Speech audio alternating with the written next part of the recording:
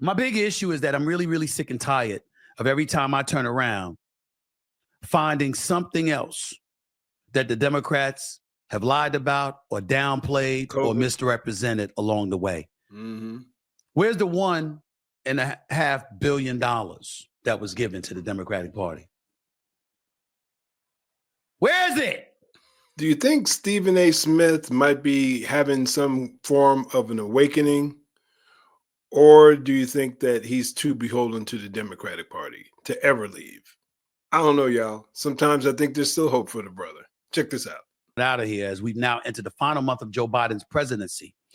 And for the sake of argument, it hasn't been a good one. The Democrats lost the White House, Senate, and House in the November election. Meanwhile, this week, FBI Director Christopher Wray announced plans to resign at the end of the Biden administration. To say Joe Biden's presidency hasn't been a good one is the understatement of the decade. I'll at least say that. President-elect Donald Trump takes office in January. The news comes amidst a bombshell report from the Justice Department that revealed the FBI had at least 26 confidential informants on the ground when the Capitol was stormed on January 6, 2021. The report says most of the informants engaged in illegal activity. 26, y'all. And most of the informants engaged in illegal activity.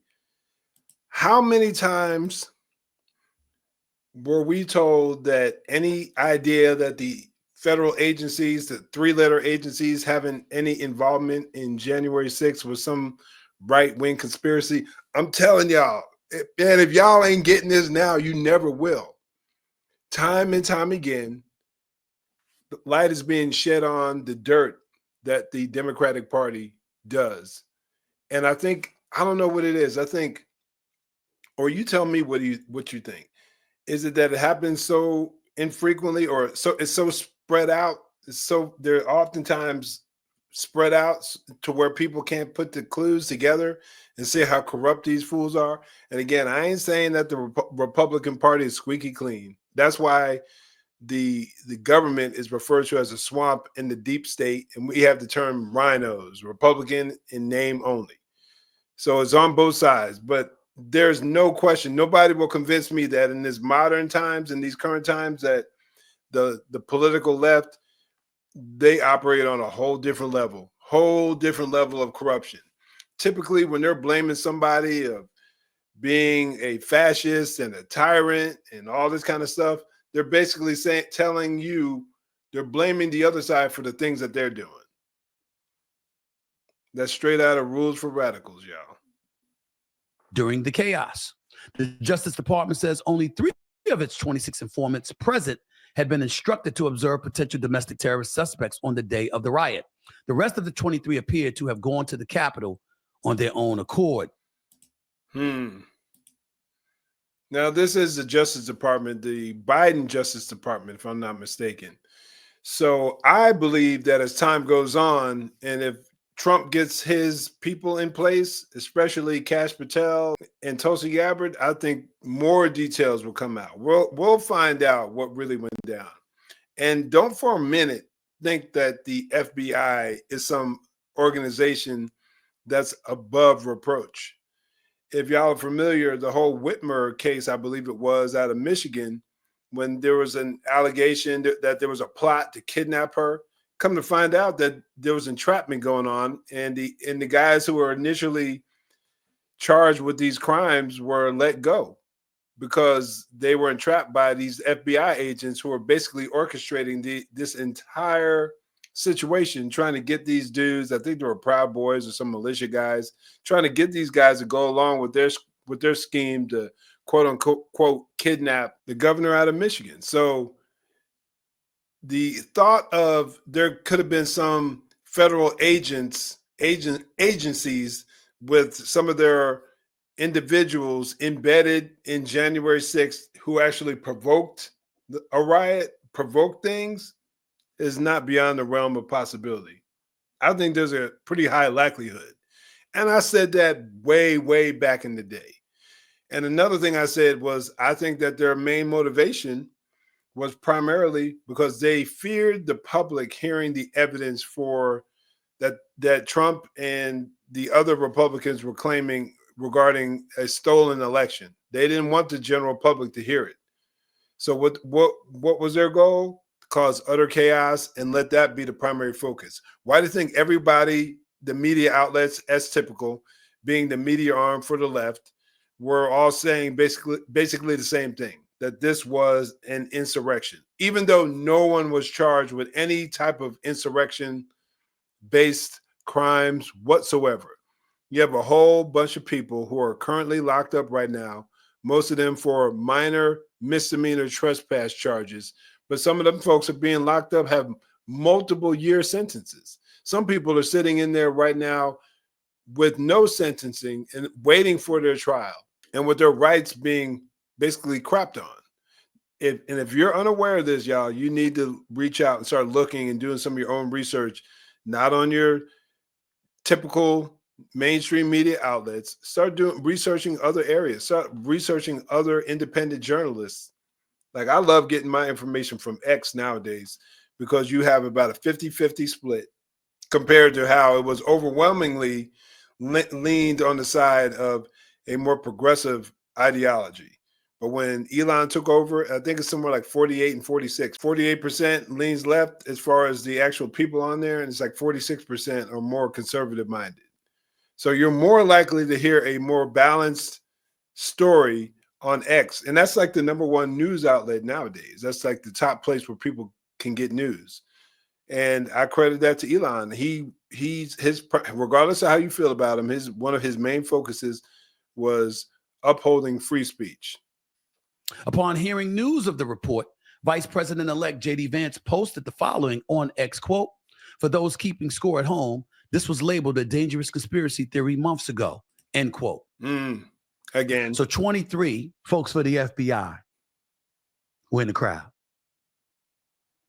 And we're just finding that out. Didn't hear. That's becoming routine. Hunter Biden laptop, anyone? 51 former Intel heads that had all the hallmarks of what? Russian disinformation. Just in time, they put that information out, or that document out just in time for Joe Biden to use that as an excuse to respond to Donald Trump's claims in 2020 or right before the 2020 election during their debate. And there's even more information out there that says that these Intel heads came together and they were on a rush job to get it out prior to the debate because you knew Trump was going to bring it up. And what Mark Zuckerberg came out and admitted just a few months ago on Joe Rogan, I think it was a few months ago, may have been last year, but it wasn't that long ago.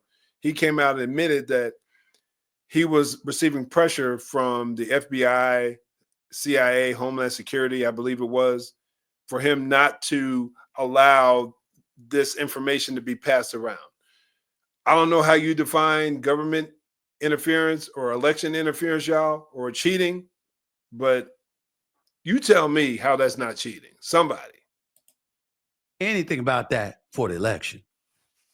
Didn't hear anything about that when the quote unquote insurrection was broached by Vice President Kamala Harris as the Democratic nominee, by President Biden before her, by Democrats in both the House and the Senate as they articulated the belief that Donald Trump was a danger to democracy and using this as a profound, illuminating bullet point to make that case. I'm telling y'all, as time goes on, you're going to see why they were so adamant about keeping Donald Trump out of the White House the second time around. I mean, the first time he was a monkey wrench that came out of nowhere and nobody expected that. But the second time around, after everything he learned his first term, he saw how all these people were giving him suggestions of how he should fill up his cabinet.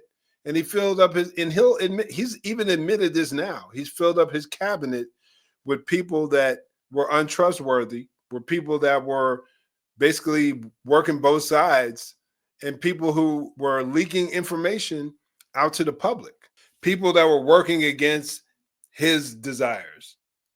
So now, after all the hell that these folks dragged him through, put him through over the last 8 years or so, he has an opportunity to get back in that position of power. And the establishment, government, they are shaking in their boots. That's why they're going out there and they have to defame Pete Hegseth and Kash Patel and Tulsi Gabbard and Robert F. Kennedy Jr. That's why they're doing what they're doing, because they fear the idea of all these people who have felt the wrath of the left in one way, shape, or form, who've dealt with the corruption. Now the bullied, the person bullied, now they got the big stick. Now they got the bat. And the establishment government, like, again, it's not just the left, but it's the establishment media or the establishment government, the deep state. They're terrified of what could be coming their way. They don't want the shakeup. So they have to defame all these people in the public and say so-and-so doesn't have the credentials to be there, calling RFK crazy and saying Pete Hegseth is nothing but an alcoholic and a sex offender. They are purposely trying to dismantle and destroy these people because they know what the power, the impact that they'll have once they're in power. And they'll shake things up like we've never seen before. That's what this nation needs. And people like Stephen A. Smith, who have massive platforms, I think are finally seeing the light to some degree. Like I said, I like Stephen A. He frustrates me on one end with all the woke stuff. And then at the same time, I think he's hanging out with people, enough people to where he can't help but say, man, they got a good point. And once it's right in front of you, it's hard to look away. That's what happened to me years ago. Once the truth came in front of my face, I couldn't deny it. And now here we are yet again finding even more evidence to Donald Trump's claims when he articulated that process is rigged, the Democrats are this or that, they're talking about us, but look at what they do. We don't know all the details. It's a report. Justice Department comes out with this. That's not my big issue. My big issue is that I'm really, really sick and tired of every time I turn around finding something else that the Democrats have lied about or downplayed or misrepresented along the way. Mm-hmm. Where's the $1.5 billion that was given to the Democratic Party? Where is it? Where'd the money go? Cardi B, Beyonce. Why was Oprah given $2.5 million? Why was Al Sharpton's National Action Network given that much money? Before interviews, by the way. Why? I think it was $500K for the National Action Network. Why? I want to be clear. I don't have any problem with the National Action Network taking that money because they don't have a lot of money. I have more of a problem with Oprah taking $2.5 million when Now, the National Action Network, you talking about Al Sharpton's scam, doesn't have much money? I find that hard to believe, but maybe that's how much he's reported. But that dude's been a grifter since I was in middle school, high school, that I can recall. When I was in high school, that dude was over there being a race baiter for decades. So he has zero credibility with me. And then he goes out and he has all these interviews trying to act like he's unbiased, and he's getting paid the whole time. Imagine if that happened on the right. Imagine if you found out that Tucker Carlson or Sean Hannity was going around doing these interviews with the president and he was getting paid in the process for an interview on a mainstream network. Now, if he did that on his own during a rally or something like that, that's a different story. But on MSNBC, not that they're credible to me in any way, shape, or form, but to be on MSNBC, the host of a show, acting like you don't have an agenda and you got paid extra by Harris and her people, and you don't let that be known right from the jump, I'm telling y'all, these folks ain't no good. When she's worth over $1 billion. but speaking to us as if her heart and soul was so immersed in supporting Kamala Harris. Well, then why didn't you do it for free? Right. I'm just asking. I'm just asking these things because I think it's important. And I think that the time has arrived where we have to stop letting stuff go all the time, particularly when it comes to the left. I mean, I see Republicans like Megyn Kelly or Officer Tatum or Candace Owens or, you know, the Sean Hannitys of the world. You know what I'm getting tired of? You know what I'm getting to the Democratic Party? You know what I'm getting really pissed off about? Them being right. I'm getting really ticked off. And every time they open their mouth about something pertaining to y'all, they seem right. I would love to argue with Sean Hannity. Oh my goodness. I know him and Sean are pretty tight. Like they're boys. They admit that. And Stephen A says he gets a lot of heat by being friends with him. But what can you say? I'm really hoping that this is the moment. Stephen A, I'm rooting for you, brother. I'm literally praying for you, man, because you make a profession of faith. There's a lot of inconsistency there, but I'll save that for another day, for another episode. But the writing's on the wall, brother. Plain and simple. The writing is on the wall. These people can't be trusted. Time and time again, they show you who they are. And then as they cover this up and they cover that up, but then eventually this, what's done in darkness, as the scriptures say, eventually comes to light. And I'm hoping that this brother right here wakes up because he's got a massive amount of influence. He has a huge platform and he could do some good once he decides to get off the plantation. Come on, Stephen A. The water's fine over here, brother. How can I? Do you know what Sean Hannity used to do to me when I told him Kamala Harris had a chance? He'd laugh. Like literally, genuinely giggle. He'd go on TV and put on his straight face to y'all. You got to be concerned. This election could go either way. He laughed. He wasn't concerned about her. Before I called out Biden, my concern wasn't so much Kamala Harris. My concern was, again, that deep state and their drive to make sure that Donald Trump was not president. I would sit around, I would look at my family, I'd be like, man, this election concerns me. And I was legitimately concerned. I knew Kamala Harris was not qualified as far as being a good candidate to run for president. I knew she wasn't.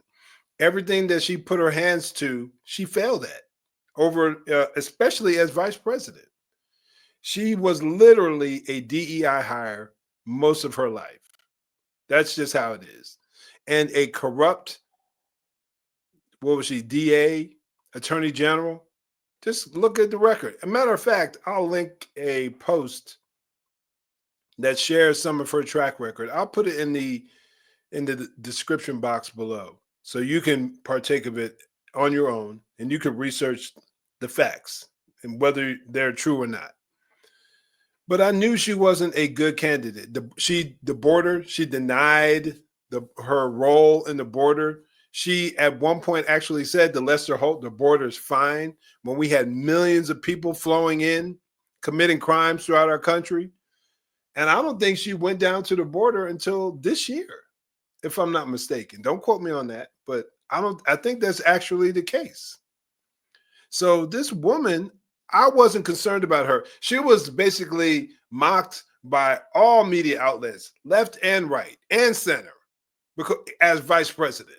But then once she was put up as the chosen one, now all of a sudden they're saying how amazing she was, and every news outlet and every magazine everyone on the left trying to make her out to be the female version of Barack Obama, the savior of America, even though she was a joke, clearly a joke. But again, my concern was that deep state that attacked Trump every way, shape, or form, every way they could for the past 8 years. That was what I was concerned. And yes, I believe 2020 was a stolen election. There's no doubt in my mind. And here's another thing. Stay tuned, y'all. Don't be surprised if we start seeing some solid evidence that that's exactly what went down. So all y'all out there mocking those of us who said the 2020 election was stolen, all y'all out there, all these news outlets saying that the elections are the safest and most secure we've ever seen, watch and see. Watch and see over these next 4 years. If Trump gets into that office, and I still question whether they'll allow that to be the case, especially with all these drones flying around, God only knows what's going on behind all that. But if he gets in that office and he gets his people, y'all better look out. Y'all better look out for real. There's going to be hell to pay. He wasn't concerned about her. Before I called out Biden, he was calling Biden Sleepy Joe.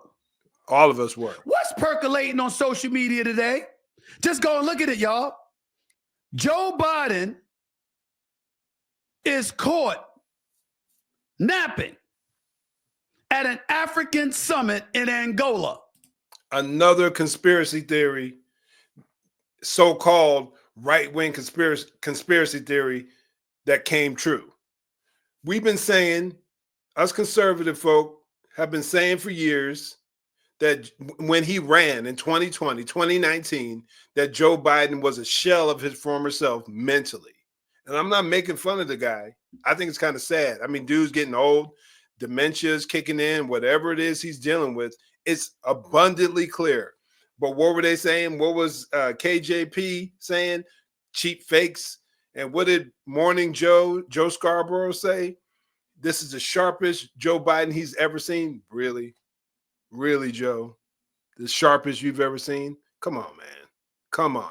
It was everywhere. We saw it in 2019. We saw it in 2020. We've seen it for the last 4 years, but y'all said we were making it all up. And it wasn't until that fatal debate with him and Trump to where all of a sudden y'all went into panic mode. I'm telling you, folks, wake up. The border, the Hunter Biden laptop, Sleepy Joe, Russian collusion, Charlottesville, good people on both sides, Trump being spied on prior to his being elected president in 2016. Wake up, y'all. All that was proven to be true. All of it. I can go on. I can sit here for another hour and break down more situations that the left and the media lied about, trying to make the people on the right or some conservative perspective, COVID, the COVID response, the origin of COVID-19. Do I need to continue? Some of y'all need to wake up for real. For at least a full minute, they didn't say whether he was snoring or not. That's about all that was missing. But he was clearly asleep. I'm not going to pardon my son. I want to state for the record, I have no problem with him pardoning Hunter Biden. Except the fact that I had a problem with him lied. trying to act like it was unjust what was being done in pursuit of getting after my son because they wanted to get to me. All you had to say was, I'm pardoning my son because he's my son. You couldn't just say that, though. You know why you couldn't say that, President Biden? Because you had been telling us it was the last thing you were going to do. And why did you say that? Why did Karine Jean-Pierre, remember how she said he will absolutely not pardon his son? It's all over social media right now. They kept saying it. It's everywhere. How many times did the Democrats tell us no one's above the law? No one's above the law. No one's above the law. Nancy Pelosi, Hakeem Jeffries, Elizabeth Warren, who makes you feel like your soul is going to hell if you don't agree with her. Inconsistency after inconsistency after inconsistency. Call it what it is, Stephen A., my brother. Call it what it is. Lie after lie after lie. That's what's going down. It's not an inconsistency. They're lies. That's what they do. That is what they do. Keep paying attention. More to come. Trust me on that. There's a whole lot more to come. We can argue policies. We can argue politics all day long.